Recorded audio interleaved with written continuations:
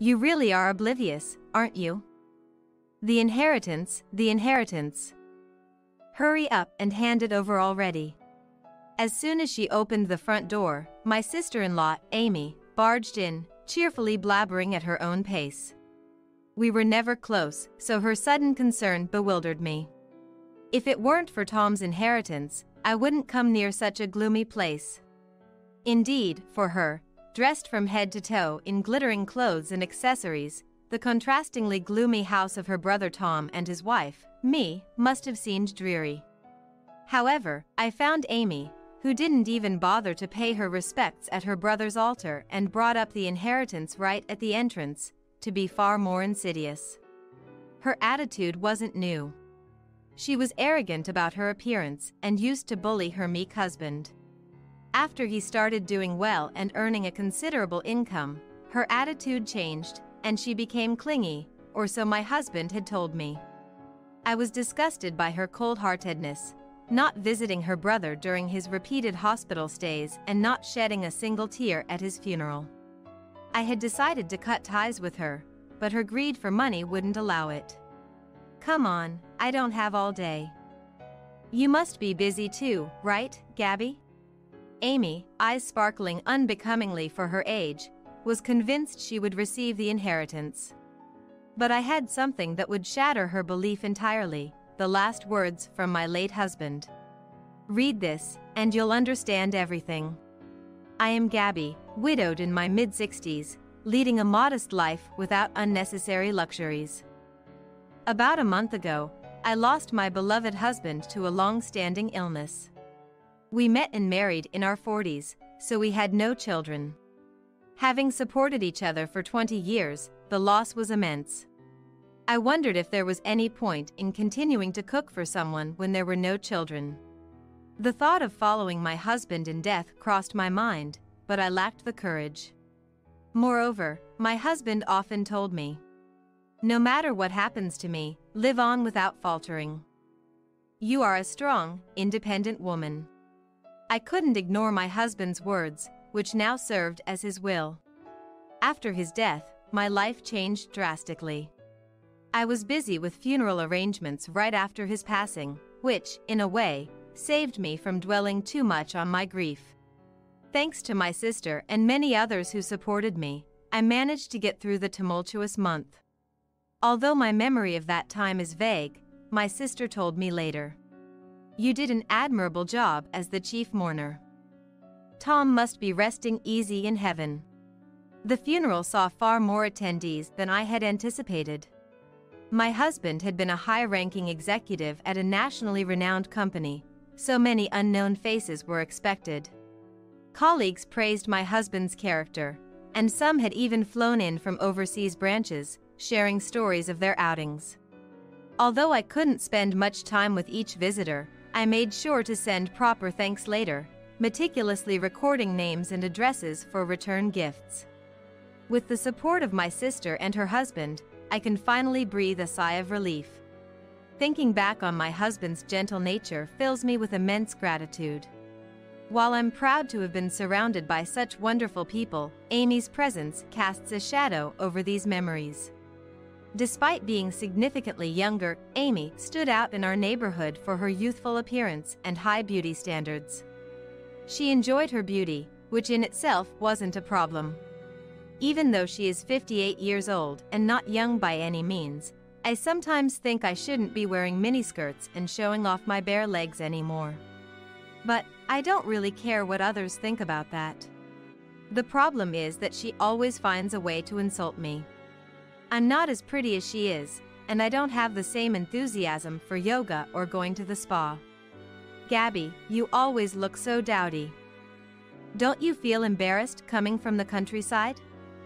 Tom is wealthy, why didn't he marry someone more beautiful? Whenever we meet, she immediately starts with her insults and scrutinizes what I'm wearing as if appraising it. Wearing a bag from an unknown brand at your age, what's that about? And those shoes, how long have you been wearing them? You had those last time we met, didn't you? It's easy for me to tell when someone is sloppy because even if their clothes are decent, their accessories reveal their lack of taste. Doesn't Tom buy you anything? He doesn't care about material things, so if you asked, he would buy them, wouldn't he? I have enough bags and shoes, but not as many as Amy does. It might be considered sloppy, but I'm naturally not inclined to buy a lot. In fact, I make it a point to throw away at least one old item whenever I purchase something new, so my home tends to be quite minimalist. For our anniversary or my birthday, when my husband asked what I wanted, I always opted for planning a trip. Objects can be bought anytime, but memories are priceless and irreplaceable, in my opinion. Now that my husband is gone, I'm glad I made those choices. Even indirectly hinting at such sentiments when Amy insults me, she would just snort in derision. Tom wasn't exactly handsome, so in that sense, you're a good match, aren't you? But the fact that you married such a man must mean you were after his money, right? No matter what insult she throws at me, she always ends with this. This is the issue I have with Amy's behavior. She has convinced herself and tells our relatives that I married my husband for his money. There were indeed many women who tried to get close to him for that purpose. My husband didn't gamble or go out at night, his only hobby was fishing, so I was surprised by how much he had saved when we got married. But I never thought of splurging his money. At the time, I had been working at the same company for 20 years since I graduated and had a decent amount of savings myself, not as much as him, but substantial. Our shared value of not spending much was one of the reasons we got married, contrary to what Amy claims. I've explained this to Amy several times and asked her to correct the misunderstanding among our relatives, but she never listens to me. She seems to have unilaterally decided that our personalities do not match and constantly finds reasons to clash with me. Amy has always been competitive, and my husband tried to avoid her as much as possible when he was alive. Perhaps that's why she hardly helped with the funeral arrangements. Though I was the chief mourner, she never once offered words of encouragement or sympathy when my husband began to fall ill or was decided to be hospitalized, despite my repeated calls. At one point, she even got angry and said, "Don't contact me for every little thing." So, I decided it was best not to inform her about anything related to my husband's health. However, I didn't want to worry my husband, so I would tell him that his sister was concerned about him, even though it was a kind lie. In the end, she never showed up in front of my husband until his passing, and even at the wake, she acted as if she was there reluctantly. Yet, the relatives around her would say, "She's been so upset since hearing about her brother's illness that she's lost her appetite and cried every day to the point of no tears left. That's why she looks so down." She said she couldn't visit the hospital because she didn't want to see Tom in a weakened state. When I heard this, I felt an indescribable frustration combined with the shock of losing my husband, and tears welled up. Amy, portrayed as a tragic heroine, did not look like someone who had lost her appetite. There were no tear streaks or swollen eyes.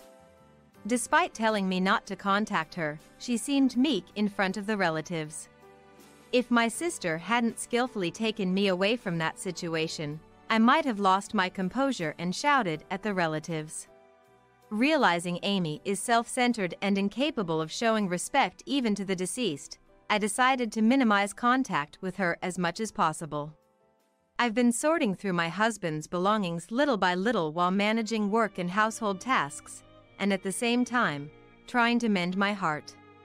At first, every time I disposed of one of my husband's items, it felt like a memory was being erased, but I reassured myself that the memories with my husband are etched in my heart more than anything. While cherishing the moments with those who come to pay respects at the altar, I've been trying to return to my peaceful life. Then, as expected, it was Amy who shattered those days. She pressed the doorbell and rattled the front door. "Gabby, I know you're there. Open up, your sister has come all this way." Though I've never considered this person my sister, Amy raises her voice as if to announce her presence to the neighbors. The lights are on inside, and now, pretending not to be home is not an option. "What have you been doing?" You made me wait so long I almost got sunburned. As soon as I unlock the door, before I can say anything, Amy barges in. She shoves a shopping bag from a famous international brand into my hands and starts taking off her coat. What's this all of a sudden? Struggling to find the words, I finally speak up, only to be met with an exaggerated sigh from her. You know, I've been so busy, I couldn't visit. I thought you might be feeling down all by yourself, so I brought you something nice. Saying that, she snatches back the bag she handed me and, standing right there, pulls out its contents. Accessories, perfume, and luxury baked goods, none of which seem fitting for me at this moment. Does she really think I'll be overjoyed to receive these? And today, Amy is unnaturally kind. I know I've been harsh to you in the past, but you were the wife chosen by my only brother. I didn't want his inheritance to go to some greedy woman. But seeing you at the funeral, I realized you were different. Only someone who truly loved Tom could cry like that and give a speech with disheveled hair, ignoring what others might think. Even when trying to flatter me, she can't help but comment on my appearance and actions. Yet, her gaze towards me is filled with what seems like respect and passion. Confused by Amy's sudden change in attitude, I still stand there, at a loss for words, while she continues to shower me with praises. Feeling increasingly suffocated by the presence of someone whose true thoughts are unknown to me, I gently say, I'm sorry.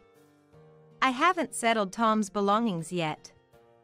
It's not a good time to have guests over, but maybe you could at least say hi to Tom? Her eyes narrow, and she returns to her usual cold gaze, shouting, You really are clueless. Did you think I came here just to see your dreary faces? I'm here for the inheritance. Isn't that obvious to anyone? Excuse me? Confused by Amy's money gesture, I'm at a loss. How long do you think I've been waiting? I know roughly how much Tom earned, so I have a pretty good idea of how much I should get from his estate. You can't just swindle me out of it. Hurry up and give it to me. If you're planning to deceive me, I'll call a lawyer and the police, you know? There's no deception. Everything regarding the estate is being handled by a lawyer. Don't play dumb. Half of that inheritance is mine. It's supposed to be split between you and me, right? As she shouts with her face turning red, I tilt my head in confusion. The lawyer had explained that normally, siblings of the deceased are entitled to a quarter of the estate, divided further if there are more siblings. Since Tom had only one sister, she would normally receive a quarter. Tom had always lamented over this, given that from a young age Amy mocked his looks and, along with parents who favored her for her beauty, bullied him. To prove them wrong, Tom excelled in his studies, worked his way through National University with scholarships and part-time jobs, and climbed the corporate ladder in a major company. He had led a challenging life until then. Unsurprisingly, the thought of her receiving any part of his inheritance troubled him. I had encouraged him to decide for himself, and only after his passing did I learn his decision.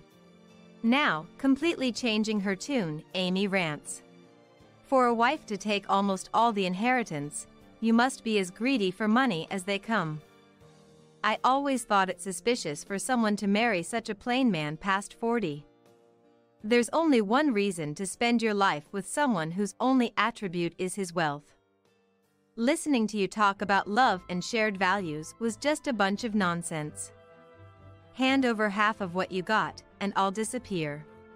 Her sweet words and gifts were all a ploy to extract my husband's wealth. Having always been antagonistic towards me, I had suspected there might be ulterior motives. Yelling in the entrance where my husband's altar stands, she showcases a profound lack of morality. I wonder what my husband, listening quietly from heaven, might think. I tell Amy to wait and decide to show her a document. Hearing that, Amy's eyes lit up instantly, spouting nonsensical things like, Gabby, you really do understand. Let's go have some fancy French cuisine with that money next time. I didn't respond to her pace and brought out the document from the back room to hand it to her. "Please, this is from Tom. You can have it." What I handed her was Tom's last letter, his will. Realizing what it was, she quickly unfolded the paper and scanned through it. Her eyebrows moved up and down, clearly showing her agitation as she absorbed the content. "What does this mean?" I didn't know anything about this. Her ignorance was her own fault for never making an effort to see Tom. Words were on the tip of my tongue, but they likely wouldn't reach her, already deflated and slumped from the shock. The will stated that Tom was leaving all his assets to me as a final gesture of gratitude for the peaceful and fulfilling life we shared, supporting each other physically and emotionally. It contained such passionate words that I was embarrassed to read aloud. Reading it, I was moved to tears again, knowing that Tom thought of me even while battling his illness, ensuring not a single penny would go to his sister. The answer was clear, but Amy, unable to accept reality, stared into the void, muttering, "What does this mean?" After turning pale, Amy was unresponsive to anything I could say, so I somewhat forcefully escorted her out and locked the door. Through the door's glass, I saw her shadow sway and stagger away. Feeling secure that there would be no further trouble after reading the will, my peace was short-lived as Amy called the next day. "I never thought Gabby could be so wicked. You deceived me." Her fury was palpable even over the phone, sending shivers down my spine. But I had done nothing wrong and certainly didn't deserve to be slandered. Before I could retort, she cut me off. "Thinking you've got the upper hand now? Well, too bad, because you're about to experience real pain. You've angered me, and I won't forgive you even if you beg." Though I barely grasped her reference to inheritance, her implications about my suffering and begging were utterly lost on me. My silence, mistaken for fear, only fueled her to laugh louder. "See? It's too late for apologies. I'd love to see your face now, but I'm busy meeting with my lawyer." Her triumphant tone puzzled me further. Why she felt the need to consult a lawyer or inform me about it was beyond understanding. Instead of bothering me, she could continue her usual routines of yoga or spa treatments. "I can't believe you don't see the situation. Talking to you just frustrates me, it's bad for my beauty. I'm not satisfied with the estate division and am preparing to sue. Whatever covert talks you and your husband had, a wife monopolizing the inheritance is absurd and against the law. You think showing me Tom's will would silence me? Misusing your sick husband for personal gain shows you lack a conscience. I have every right to my share of the inheritance, and I will claim it." Believing I had manipulated Tom into writing the will, she was determined to fight. But I couldn't stay silent any longer. "Your efforts will be in vain."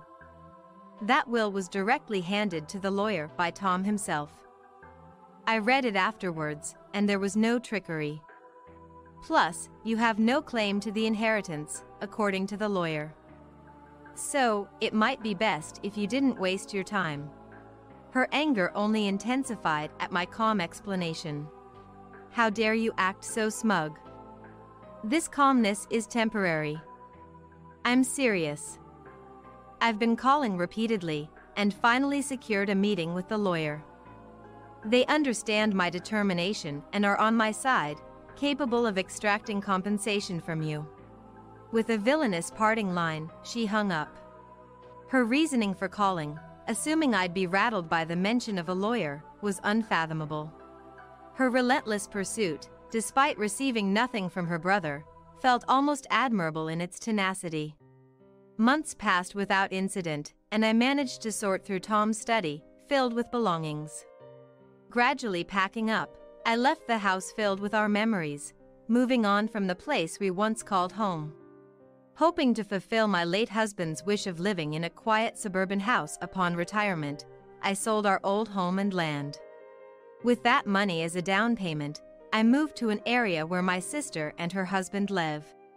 Although it was regrettable that we couldn't make this move while my husband was still alive, our dog Maya, who had been with us for over 10 years, seemed delighted with the new house. To prevent her from straining her legs on the slippery flooring, I even bought a light-colored carpet. Selling the house meant fewer possessions, but the prospect of gradually making our new space comfortable gave me something to look forward to. Still, the strange sensation of my husband's absence persisted, amplified by the sparse furnishings. With little to do when Maya was asleep, I often found myself lost in thought, though I knew dwelling on sadness wasn't beneficial. One day, my smartphone's loud ring cut through my daze, waking me from a half-sleep during a TV drama. Without checking the caller, I answered. "So, you're determined to bring me down, you plague." The caller was Amy. Her abrupt yelling instantly dispelled any remaining drowsiness, though her reasons remained unclear. She continued without waiting for my response. "It's your fault I'm getting a divorce.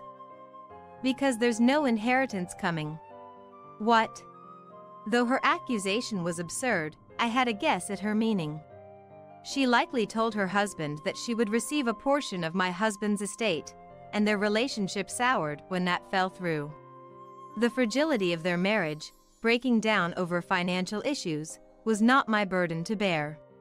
"Won't you even apologize?" "Your fault I can't live anymore." "What am I supposed to do all alone?" "Why don't you work? You're still young in your 50s. She fell silent at my calm reply, whether due to irritation at being told to work or at being reminded of her age. Either way, it was high time she faced reality. If you were living on your husband's salary, you shouldn't need an inheritance. Why the divorce? He was after Tom's wealth from the start. If your brother's inheritance isn't coming, you're useless. All you have is your looks and the money you were supposed to bring.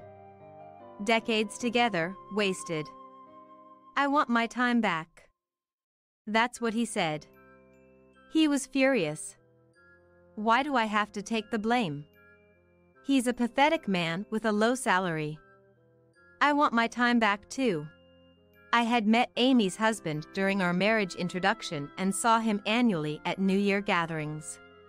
Like Amy, he preferred flashy brand name clothes, accessories, and sports cars, leaving an impression of frivolity. Her mention of his low salary suggested they had long been pressuring my husband for money, likely spending their income recklessly. Given their extravagant tastes, it was clear they lived beyond their means, relying on others' wealth. Marrying Amy, who was known for her spendthrift and selfish behavior, was his own doing. I even went to a lawyer, but was turned away. They said I had no inheritance coming. Everyone's against me. But I blame you the most. If it weren't for you, none of this would have happened. Despite my advice, she sought legal counsel, only to face embarrassment. "Gabby, you brainwashed my husband, didn't you? He said he should have married someone like you. Why does your name come up in his complaints? Were you seducing him behind my back? How did you come to that conclusion? I don't even have your husband's contact info." Lies. My husband has never praised a dowdy woman like you before. You must have seduced him and had an affair. Confess, and I might forgive you if you give me the inheritance. What? This conversation is pointless. Confronted with baseless accusations and irrational demands, I was left speechless by her delusion and refusal to face reality. Exasperated by Amy's baseless accusations, I gave up on the conversation and hung up the phone. The house we had lived in was already being demolished, and the land had found a buyer, so there was nothing left for anyone to confront me about. Naturally, I hadn't shared my new address, so the likelihood of us meeting again was almost non-existent. Just to be safe, I immediately set up a call block, deciding to seek peace of mind once more. Half a year passed, and Maya, our family dog, and I had settled nicely into our new life. My sister and her husband and I would dine out once or twice a month, enjoying fulfilling days together. Occasionally, at my sister's suggestion, we would dine in the room where my husband's altar was placed, which I believe made him happy too. Thanks to regular checkups, my recent health screening showed no issues, and the area had plenty of convenient stores, leaving me with little to worry about in my daily life. The only slightly troubling incident in the past few months was a call from the municipal office. Amy, having divorced and with no savings, thus penniless, had applied for social welfare. However, she was informed that if she had relatives who could support her, she wouldn't qualify for assistance. It seemed that all the relatives who once adored and supported her unanimously declared they couldn't provide any assistance, likely knowing her history of extravagance all too well. As a result, she became isolated from her family. Eventually, the municipal office contacted me through their representative, but naturally, I had no intention of taking her in. Had she and my husband been close during his lifetime, perhaps I would have considered it. But given that she and her former husband had approached me solely for money and didn't behave respectfully even at the funeral, I felt no obligation to help her now. Despite her accusations of me being greedy for money, it was she who had drowned in her desires. I wish she would reflect on her life and make amends. As for what became of her, I haven't kept up. Rumors suggest she caused trouble at the first job she found and quickly resigned, or that her neighbors noticed her ex-husband's absence, deducing a divorce and subsequent move. Whether these stories were true or not, no one seemed to know her whereabouts or how she was managing, and frankly, I lost interest over time. Having regained peace of mind, I cherished my moments with Maya even more. Maya, always a calm dog much like my husband, became quieter with age, which worried me. My sister, a dog lover, seemed to grow fond of Maya and one day announced she had adopted a puppy. Excited, I visited my sister's house and was greeted by a tiny chihuahua. Maya's eyes sparkled at the sight of the puppy, happily watching as the little one bounced around. Hoping this new friend would bring joy to Maya, I watched them play, feeling a warm sense of contentment.